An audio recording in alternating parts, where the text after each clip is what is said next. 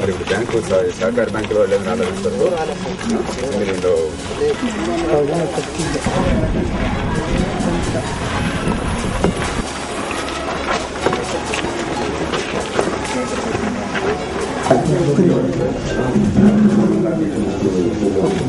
ఏం పాటలు చదువుతున్నారు మీరు? మీకంటే ఒక్కొక్క క్లాస్లో ఒక్కొక్క మాస్టర్ సంగతి చెప్తారు. ఈ క్లాస్ రూమ్ ఎట్లా ఉంది? రూములు బాగున్నాయా?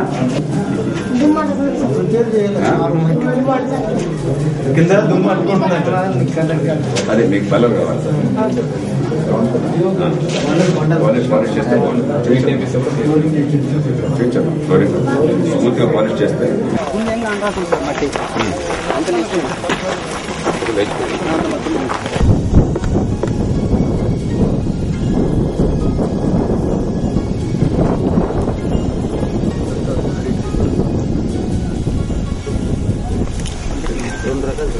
మరి నీరు ఎక్కడి నుంచి నీరు అదే తుంగభద్రనే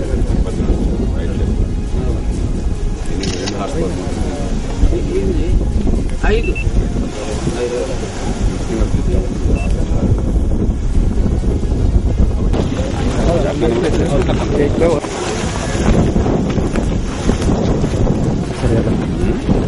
పొలం కొట్టుకున్నాక చేతగా డబ్బు లేక ఊరుకున్నారు ఎలా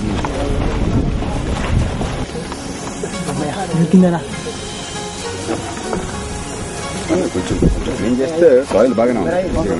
వాళ్ళకి ఇల్లు ఎక్కడ పోయిందో అక్కడే కట్టుకుంటారా? వేరే చోట అందరికీ కాలనీలో కట్టుకుంటారా? వేరే చోట జాగాలు లేవు కాబట్టి ఉన్న చోట కట్టుకోవడమే అవుతుంది. మీ అందరి సహకారంతో ఇక్కడికి 3 రూములు కట్టించినారు.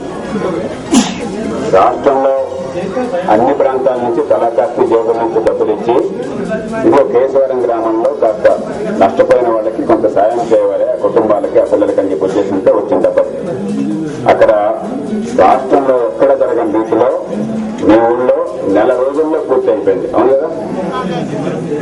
అంటే ఊరికే గ్రామాలు అర్థం కాకుండా నిజాయితీగా పని కావాలని చెప్పి దాన్ని పూర్తి చేసేసినారు. ఆ నేల బాగు చేయాలా, కొంచెం డబ్బు చక్కగా చేస్తాము, మట్టి లేకుండా కొంత బల వ్యవసాయం ఏర్పాటు చేయాలా, బ్లాక్ బోర్డ్ లాంటివి చేయాలా, పెయింటింగ్ చేయాలా, కొన్ని కిటికీలు ఏర్పాటు చేయాలా, బాత్రూమ్ లాగా కావాలంటే స్కూల్కి ఏర్పాటు చేయాలా, ఇలాంటివన్నీ కూడా ఆ ప్రజల రాష్ట్రం నిర్మాణం చెప్పిన వివరాల నుంచి ఆ పని చేసి స్కూల్లో మీ పిల్లల చదువు కోసం మంచి ఏర్పాట్లు కావాలి. మిగతా గ్రామాల్లో ఏం చేశారో కనుక్కుని ఈ జిల్లా పరిషత్ వారితో మాట్లాడి ఇంటర్ బెడ్ ఊరికి ఏర్పాటు చేద్దాం. దానికి ఒకవేళ వాళ్ళ దగ్గర డబ్బులు లేకపోతే దాన్ని 70,000 ఏర్పాటు చేద్దాం. అంతవరకు చేద్దాము. స్కూల్తో పాటు సహకార బ్యాంకులతో మాట్లాడి పొలాలకు కూడా రోడ్స్ అంతా గవర్నమెంట్ తో మాట్లాడి ఏర్పాటు చేయాలా.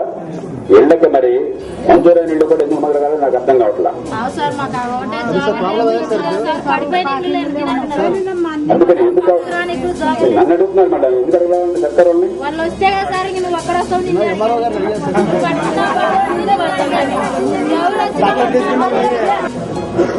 సరే ఆ మిగతా ఇళ్ళకి ఒకసారి కలెక్టర్ గారితో మాట్లాడి కొంచెం చూద్దాం. ప్రయత్నం నేను మాట ఇవ్వలేను కానీ వారితో మాట్లాడదాం. అది ప్రభుత్వం చేస్తుంది కాబట్టి సరేనా. నేను మిమ్మల్ని కోరేది ఏంటంటే మీ పిల్లల చదువు బాగుండాలి, మీకు ఆదాయం పెరగాలి. ఎవరేం చేసినా కూడా మీ ఆదాయము మీ పిల్లల చదువు మీ ఆరోగ్యం ఇది తప్ప వేరే ఏం మ్యాజిక్ లేవు. తాత్కాలిక సాయం పుష్కలంగా అందింది అంటే ప్రజల్ని బెచ్చగాళ్లుగా చేయడానికి సిద్ధంగా ఉన్నాం తప్ప వాళ్ళ కాళ్ల మీద నిలబెట్టడం కోసం వాళ్ళని సాయం అందించడానికి ప్రభుత్వాలు సిద్ధంగా లేవు. స్పష్టంగా అర్థమవుతున్నది. అందుకే ఆ గ్రామంలో 6 పథకాలను కేశవరంలో ఇప్పుడు గుర్తించాం.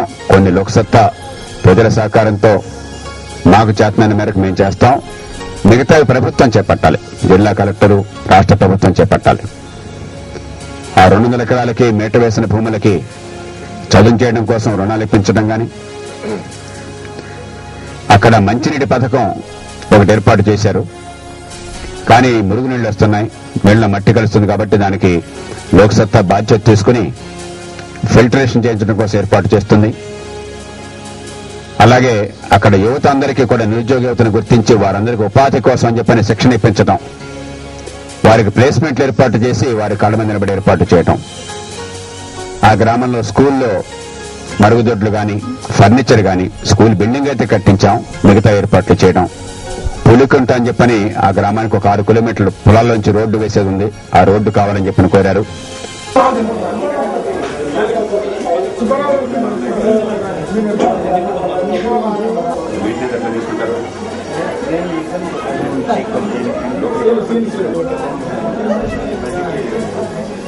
ఎవరితో పట్టణ నడిపిస్తారు పట్టణ చేతిలో పట్టుకుంటాం.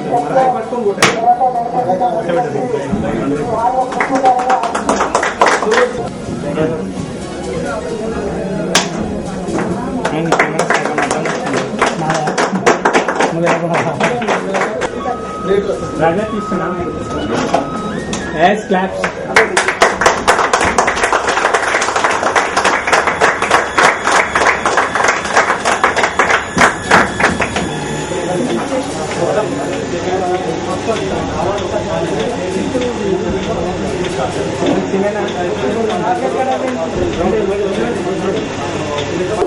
మనం ఒక విపత్తు పరిమాణంలో మనం ఒక విపత్తు గురి అయినా కానీ మనం దుఃఖవాళ్ళం కాదు అని ప్రతి ఇంటికి గడప గడపకు ఏ కొత్త చేయుత ఇంటికాడికి ఇచ్చాము కానీ ఎవరిని రోడ్డు మీద రావద్దని చెప్తాం.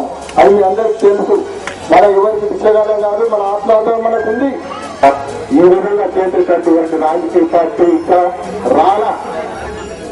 ఈ రాష్ట్రంలో అనాపైసలతో సహా లెక్కిస్తాం. 2,87,743 రూపాయలు ఖర్చు అయినా చెప్తున్నాం. రాజకీయ పార్టీ ఎవరైనా మేము ముందుకు వచ్చేలా చెప్పగలరా?